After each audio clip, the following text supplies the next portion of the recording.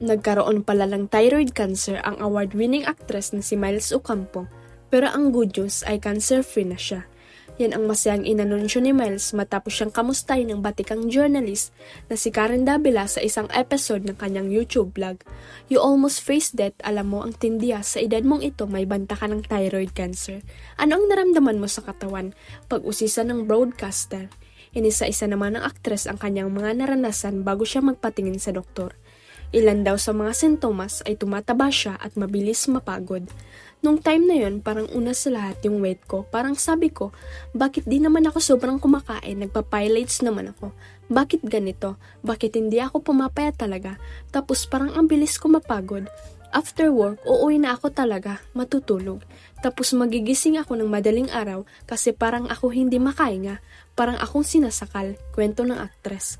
Dagdag niya, so nung naramdaman ko yun, parang hindi na tama. Ay, Miss Karen, nung time na yon parang una sa lahat yung weight ko. Parang sabi ko, bakit di naman ako sobrang kumakain, nag-work, nagpipilates naman ako. Bakit ganito? Bakit hindi ako pumapayat talaga? Tapos Miss Karen, like, ang bilis kong mapagod.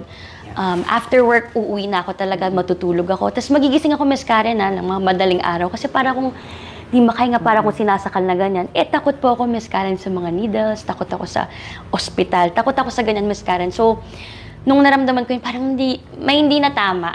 May hindi na tama. Ipinakita pa nga niya kay Karen ang kanyang leeg na may peklat mula sa surgery at tugon naman ng journalist, so dati parang may goiter ka. Sagot sa kanya ni Miles, yes, parang may bukol talaga na visible na napansin ko na lang after my operation. Nabanggit din ng actress na nalaman lang niya na mayroon siyang cancer nung natapos na ang kanyang operasyon.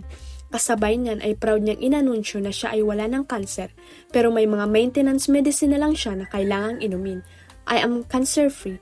But yun na nga, maintenance for life, yung meds ko habang buhay na siya and doon na ako nakabase, sambit ni Miles. Chika pa niya, kumbaga yung weight ko rin, doon na siya magbe-base kung tataba or papayat kasi every 2 months, kailangan kong magpa-blood test para i-check kung i-adjust ba yung dosage. Ayon sa award-winning actress, marami siyang natutunan dahil sa mga nangyari sa kanya sa taong 2023. Yung mga times na yun na parang it's too uncertain, hindi mo alam kung ano ang mga mangyari, just trust him. Trust him. Kapit ka lang sa kanya. Talk to him. Anya. Karen, Oo. here. So dati, parang may goiter ka. Yes, Miss Karen, Oo. like meron talaga siyang parang meron pong bukol talaga na visible na napansin ko na lang after my Yes, Miss Karen, I'm cancer-free, but yun na nga, maintenance for life, yung meds ko habang buhay na siya, and doon na ako naka-base. Kumbaga yung weight ko rin, doon na siya magbe-base kung tataba or papayat kasi every 2 months, kailangan ko magpa-blood test para i-check kung i-adjust ba yung dosage.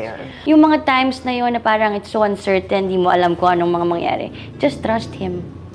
Trust him, kapit ka lang sa kanya, talk to him. Huwag kalimutang i-click ang subscribe button at i-ring ang notification bell para sa latest at legit chika updates.